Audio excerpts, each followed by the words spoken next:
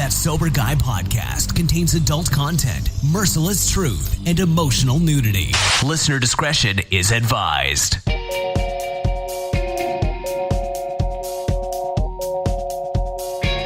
Yo, what's up? Thank you for tuning in today. Thanks to Humans for bringing us in. Thanks to you for supporting the show. I'm Shane Raymer. You're listening to That Sober Guy podcast, and we help people stay sober. We're coming to you live from San Diego at the Innovations in Recovery Conference, and today we're going to be talking with Elisa Saunders. And Lisa is a woman in long-term recovery. She's also a former business development rep for Foundations Recovery. And before we get to Elisa, we're going to talk about getting uncomfortable, fear versus faith, talk a little recovery. So it's going to be a good combo. But before we do that, be sure to check us out at thatsoberguy.com. You can also connect with us on Instagram at RealThatSoberGuy and on Twitter at Shane Raymer. I mentioned we're at Innovations in Recovery. Some of you go, what the hell is that? Why are you there? It's everything new in behavioral health care. So there's a lot of good people here. We're here to bring you some of the top experts and recovery advocates and help inform you on what's going on in the recovery community as well as the treatment industry. And we're going to have some fun at the same time. So if you want any more info about Foundations events, you can go to foundationsevents.com and you can check those out there. And then last, finding the right treatment for addiction and mental health illness can be tough. That's why Sober Guys continue to partner with Foundations Recovery Network. They stay true to their mission, hold high ethical standards, and provide treatment in a nationwide network of residential and outpatient programs. So if your loved one needs some help, you can go to foundationshelp.com/soberguy, or you can call 833-81-SOBER. That's 833-81-SOBER. You can talk with an admissions coordinator. They can answer any questions for you and inform you about treatment options. Elisa Saunders, welcome to the show. How are you? I'm well, thank you. Yes. So we're going to dive right into this. You came out to California 4 months ago from Florida. I did. How's it going? It's good. It's going well. It's good. Yeah. It's a big city. Yeah. At least the one similarity, you get a lot of sun in both of the states. Yes. Right? Although it did rain a lot when I got here. Everybody said, really, the weather is way better usually. I know. It was. Yeah. That first day, we stayed in Irvine for a couple days to break the drive up down here. That way I can kind of hang out because my kids and my wife come with me down here too. Yeah. So we hang out a little bit, have a little bit of fun, and it rained a little bit. And I was like, man, it was raining back home too. And I said, man, I try to get away from this, but good stuff. So I've never been to Florida myself. I hear it's got a great recovery community though. It is. It's funny because all you California people laugh at Florida for some odd reason. I was in a meeting the other day and they said Florida and everybody started to chuckle. I go, what's funny? I'm from Florida. What's so funny? Did you ever find out? I know. Nobody told me. Yeah. What the hell? Dang it. Now I'm gonna have to ask now too. Yeah. I don't know. I've never had an opportunity to go out there. We may go out in October or September for another conference out there and maybe get to check it out. So Moments of Change? Moments of Change. Yeah, no, it's a great conference. I love Florida. I mean, hey, Florida is hot and humid and there's a lot of tourists, but that's my home. I never really left until just recently. Yeah. So. Well, and that's so we kind of started chatting before we started recording, and that's a really good topic I think for this podcast is getting uncomfortable, stepping out. I know a lot of the time when I'm in a spot where I'm comfortable, I feel very secure. I feel, I'm almost in this little bubble, and stepping out doing anything is scary as shit. Yeah. It's like, what do you do? At the same time, every time for a long time when I stayed where I felt comfortable, I didn't grow at all either. So it's like such a good opportunity to grow. So we're going to get into that a little bit, but first I want to talk to you a little bit about your recovery. Like you're in recovery, I think 7.5 years, right? Yes. What did that look like for you? Like what was life like before you got into recovery? Well, I mean, like many of us, my life was unmanageable, but I didn't know it, right? I thought my life was perfect. Yeah, I think I've shared it on social media too, my before and after, and I thought I looked so good the night that I got my second DUI. I was like looking hot. I had my hair blown out, and before I snorted that Adderall. Oh my gosh, man, yeah. Yeah, Rough I night. hit a car that hit a tow truck that hit another car, and as I'm looking at my mugshot on my wrist from and I only sat in a jail cell for 12 hours, which my mom insists that I not share that, but I had that moment of clarity. That's part of it, though. Yeah, I had that moment of clarity, and I looked at my picture, and I knew in that split second that if I didn't change, I would die. Yeah, and I was a Palm Beach County school teacher at the time. Really? Yeah, I was a teacher for 14 years. Wow. So you had a reputation in the community, I'm sure, as a good teacher, and at the same time you have this issue on the back end that probably not a lot of people knew about. Well, I think they knew, Shane. Well, you didn't think they know. You didn't think they knew. I was telling myself they didn't. Exactly. I'm Isn't that like, funny? no. Yeah. And I thought it was cute. I thought my behavior was cute, but I'm like edging into my 40s. Yeah. And I also thought, I'm just a binge drinker, right? And I had no intention of getting sober. I really didn't, but I had a DUI 5 years prior too. Oh, wow. When I first started teaching. And, the judge had to nudge me. And I didn't know, if you read in the founder of the program I'm in, how dark it is before the dawn. Yeah. I didn't know I was to know a new freedom and a new happiness, right? I didn't know that darkness was to lead to a life that is so worth living and that was going to get so big and beautiful for me as I was sitting in that little tiny room. Yeah. And I was so broken and so sad and so empty because my life got big and beautiful, and the awareness and the happiness that I was to feel later was just, it's indescribable. Yeah. Oh, yeah. What, once you kind of had that realization, what were some of the next things that started to happen after that? Did you start going to meetings? Did you go to treatment? What did you do? Well, I waited. I mean, I was still teaching, and so of course I drank as heavy as I could while I was teaching, and I had lost my license for I think 18 months. And then as soon as I got out of the school, because we went on summer break, I had taken the $2,000 I had in my bank account and went to treatment. Oh, nice. And I didn't stay sober from treatment. I relapsed once, but then I went to my program that I'm in, and I picked up a chip, and I've been sober ever since September 19th, 2011. Congrats. Yeah. Nice. September 19th. We're close. I'm September 11th, but I'm 2013, but same month at least. Yeah.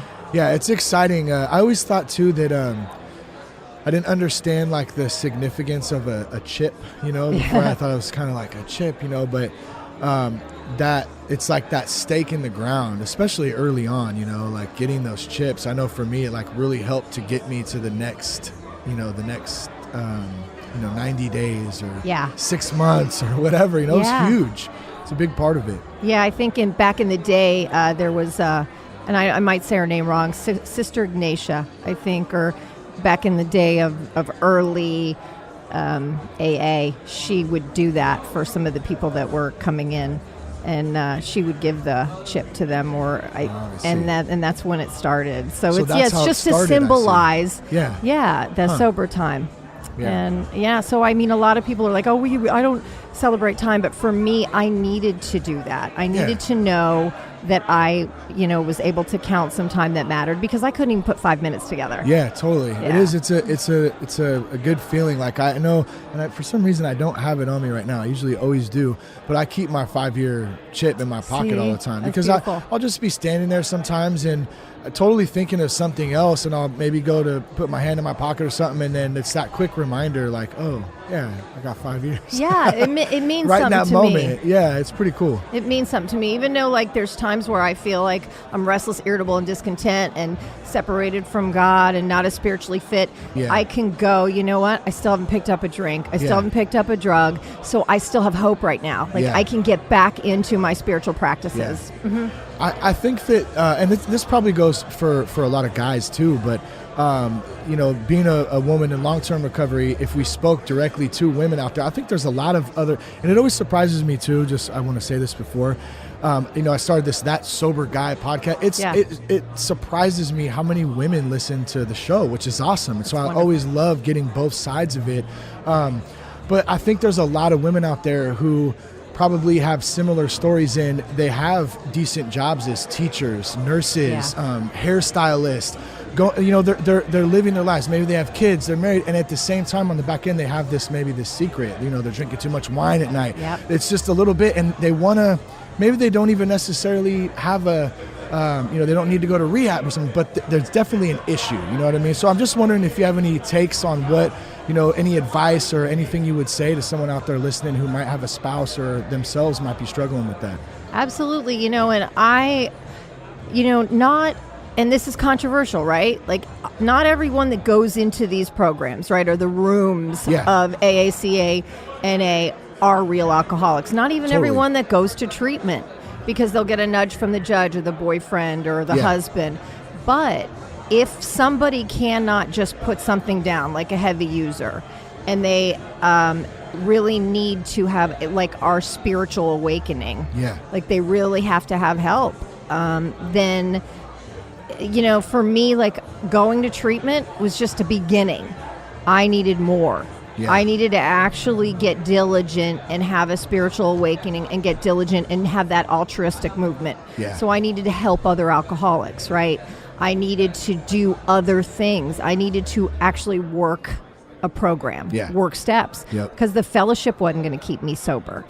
All that other stuff. Now, I love that people have treatment. I love that people, like, plug into aftercare, because that's really when the rubber meets the road. Totally. So these women that are picking up drinking later, like, they're like, what about me? What happened? I mean, I can't do this.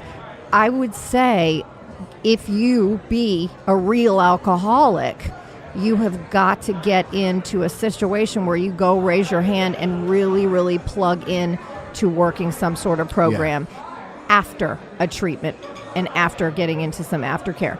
But not everybody is, and that does make people uncomfortable. They're like, well, wait. I stopped drinking and I was fine. But not everybody is that. So that's really a great segue into getting uncomfortable, fear, all that stuff, because whether we're talking about moving across the country and stepping out into a new job, and then you don't know, or stepping out and going to a meeting for your first time, going to some sort of small group, maybe at a church or a women's group, a men's group, whatever it is, you're stepping out and you're putting yourself out there, and there's a lot of fear involved in that. So for you, let's talk about you first. You moved across the country. I did. And you totally stepped out. I did. You have certain expectations, I'm sure, and things that you think, and then sometimes it doesn't work out like that. I mean, it didn't. How has that been for you? It's funny too, Shane, because I did actually a podcast with some of my friends. He's called the Couch Live down in Florida, and we were talking about me moving across the country and how excited I was. And you know what? I'm still excited. Sure. It just didn't work out like I planned, right? Like, I didn't get exactly what I had bargained for, but it's still wonderful because I had a great experience. Sure. I'm having a great experience. And my friend Chris Martinez, who I love more than anything, said, Lisa, if you go and everything falls through, do you know God still has you? That's good. And I said, yeah. And realistically, like, that's where I sit today. And it has been a journey. Like, when I came out here, I got a kidney stone. And then I got sick after that. And then, it's learning a new territory, a new culture. I still hadn't gotten really a home. I never really have had a home yet since I came out here, which for me, that's a sanctuary, right? Like, totally. It's your safe spot, like comfortable, like I can go there and I know that I'm like safe. Yes. Cool. And that hasn't happened for me yet. And, so plugging into my recovery, that has just started to begin. So, like, none of that stuff, I didn't really get what I wanted, right? And then there was some uncomfortability around, like, plugging into the job situation. So all that stuff happened, and what do? Like, I have to really go into trusting God. And that's the uncomfortable. So it's like if I'm a woman in recovery and I say that I do this, then I actually really have to do this. I have to really lean into the uncomfortable. And I have, and it's like to know that I'm okay and know that God's got me. Woo! Well, you're living out that recovery, and I talked about this a lot lately, I feel like, too. I keep saying that for some reason. A lot of these same conversations have been coming up in that working a program, recovery, whatever it is, it's so much less about alcohol and drugs. Another example of it right here. And it's really just about learning how to live life, and like when I kind of got a little idea about that, I went, man, that's so true. Because like I use that stuff to cope. You know what I mean? It's not so much like Well, I did like to get high too. Well, yeah. Hey, I gotta had a say, good if I'd be time a too liar, at times, Shane. I'm not gonna lie either. So let's kind of get into that a little bit then. So how the hell do we have fun in sobriety? That's a big one, because a lot of people think, well, man, I'm gonna get sober and then it's gonna be boring as shit. All I know how to do is like everything I do revolves around alcohol for a lot of people, but you can still have a really good time and be sober. Yes. And you remember it. Yes. Okay. Right. So here's the thing. Alcohol was never my problem. Yeah. Drugs were never my problem. They were my solution. Now, I didn't know that. So I had this childhood where I never and you hear this, I hear this, where I was restless, irritable, and discontent. Yeah.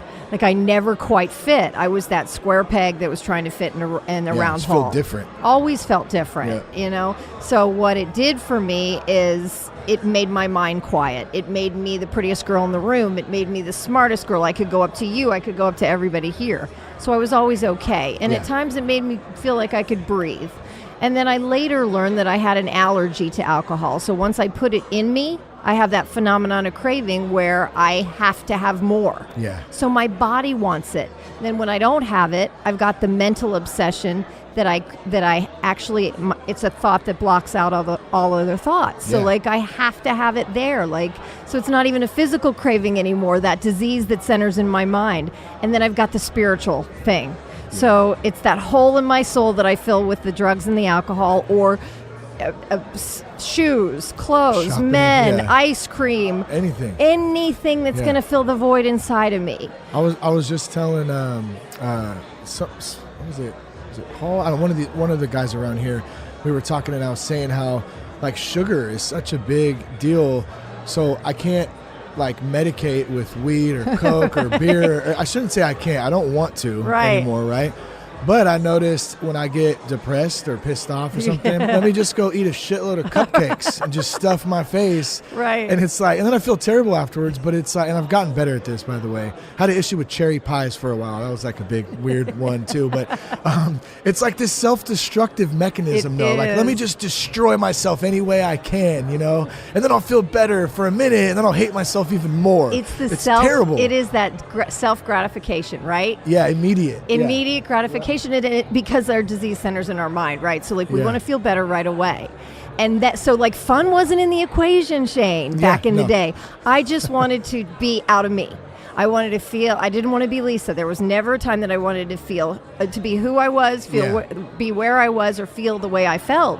So alcohol was my solution. And because my childhood felt so rough at times, that was my way to numb. Yeah. Or breathe, or not think, or quiet the monkey mind, or whatever. Did you grow up with alcohol in the house? Was that a family thing? Well, my folks drank, but then I also had a little child, I had some trauma as a kid. Got it. You know what I mean? So you've got this kid that doesn't fit. Yeah. You've got the trauma. Then you've got here's your way out. Yeah. So it's it was all the way. It was a dream come true. Totally. And that was my way to do it. And then I was also bullied as a kid. Oh no. Yeah. So then I'm all right, I found my way out. And I remember, I've said this from the podium, and I haven't shared for a while because I'm actually going back through the steps up here in California. But I've said this from the podium. I was that kid, the broken toy, right? And I felt I used to watch Rudolph the Red-Nosed Reindeer thousands of times. Really? Yeah, thousands. You related to Rudolph. He was different. He was different, right? And he went to the island of misfit toys. So if I found my island, and that's what I found. Yeah. I found my people. That's crazy. Yeah, I found see my the people. Misfit sticker on the computer here? Somewhere on there. Yeah, that's little misfits. Right, we are. Yeah, we are. Yeah. And there's beauty in my brokenness, right? Totally. And I can say that I'm not a broken person. I'm healing now. So I'm proud to be a misfit today. Yeah, absolutely. Yeah. That's good. So if we kind of transition into some some business stuff, some industry stuff, because it's changing. I've been to this is my fourth conference here, and I've been to a couple in Nashville. And everything's always changing around, no matter what we're talking about too, whether it's personal stuff or whatever, but the industry, that's most of the conversations I've had, everyone has brought up how much it's changing. Sure. So what are your thoughts on that?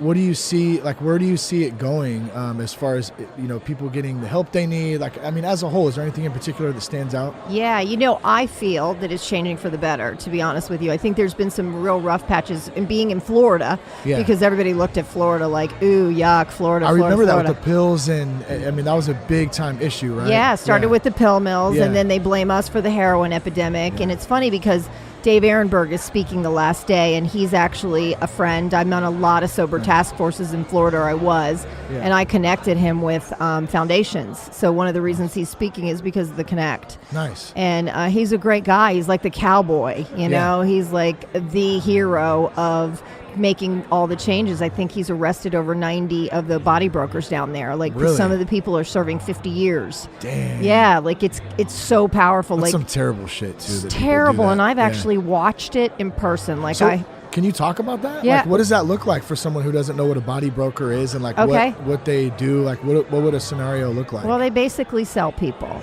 but to the point where they actually are, they give drugs, they get people high, and there's one guy named Kenny Chapman down there that Dave Ehrenberg, and if you air this and anybody has a chance to watch his he's speaking Thursday at 8. Here. Okay, got it. And this guy, Kenny Chapman, was running drugs, getting girls high, prostituting them. And I think this guy's serving life in prison. And he was busted down in Florida. And I don't even remember the name of his treatment center. But Dave Ehrenberg, who is our state attorney in Florida, he was the one that got him I think I read an article about him, actually. Bad guy. Now that I think about it, because he had the treatment center. He was getting high with the clients in there, right, and keeping them high so he could get the insurance money. Yes, and he was having some of the clients go and stealing in malls and prostituting and drug running. Like, it is out of control. Some of the things that were happening, and because it was in Florida, everybody in the country thought that Florida was like this horrendous place, but what's happened is the regulations changed there first. Got it. And we down in Florida cleaned so much up, so a lot of the bad places closed. Really? A lot of the bad people are gone. Yeah. And I got to see it firsthand. Now, I did see some of the travesties with my own eyes. Sure. I actually got a job as a tech at one of the centers that went down. The feds raided first, and I got a job. I remember I was training in an apartment building, right? Like it was in the pool office, and the room was lined with pee cups. Wow. Literally, because they had owned a lab, this treatment center, or it was a halfway house, owned a lab at the same time. And I walk in there to train as a tech, and there's 25 pee cups that they were drug testing, like fake pee cups. Yeah, or like, fake, right? Yeah. And I'm clean pee, because they're trying to... Or dirty pee. I don't know. Good Lord, yeah. Because they're charging $10,000 for the drug test and billing the insurance companies. Wow. And I'm like, what is happening here? It's now, $250,000. Right, it was, Shay. Yeah, right there. And granted, I quit this job a week later, and then it's all over the news. It was called Good Decision, Sober Living, and it was all over the news when the FBI had raided the place.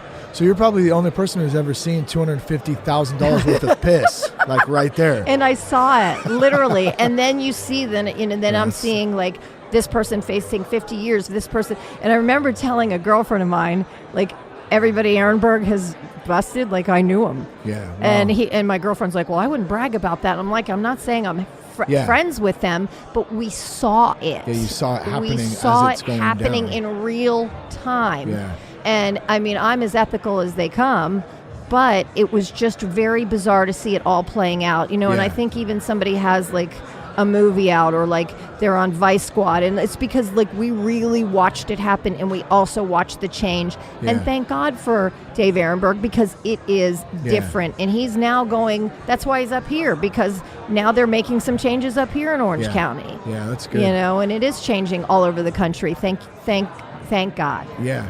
So as you see it shifting, where do you see it going now as it moves forward, and we're starting to see some of the really flat out corruption to some extent.